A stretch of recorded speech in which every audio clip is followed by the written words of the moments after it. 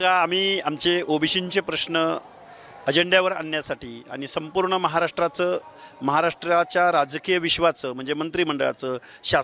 शासन सत्तेत असलेल्या लोकांचं विरोधामधल्या असलेल्या लोकांचं आमच्या ओबीसींचं काय म्हणणं आहे दुखणं आहे या संदर्भात आम्ही एक प्रचंड मोठा एक स्पेस शोधला होता आणि आम्हाला निवडणूक लढायची होती. पण राज्यकर्त्या लोकांनी तर आम्हाला विनंती केलीच. पण ज्यावेळी एक महाराष्ट्राच्या उपमुख्यमंत्री पदावर बसलेल्या एका महिलेकडून, मी महिला या अर्थानं बोलतो आहे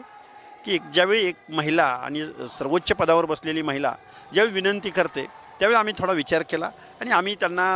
म्हणजे अर्ज आपण भरायचं नाही आणि आपण निवडणुकीला उभं राहायचं नाही, हा आमच्या सगळ्या कार्यकर्त्यांचं आमच्या पदाधिकाऱ्यांचं ठरलं आणि आम्ही 2 पावलं मागं आलो. पण आम्ही आमच्या ओबीसींच्या प्रश्नावरती या शासनाला, या राज्यकर्त्यांना, विरोधकांना भांडत राहू, त्यांना सळो की पळो करून सोडू आणि पुढील 1, 2, 3 वर्ष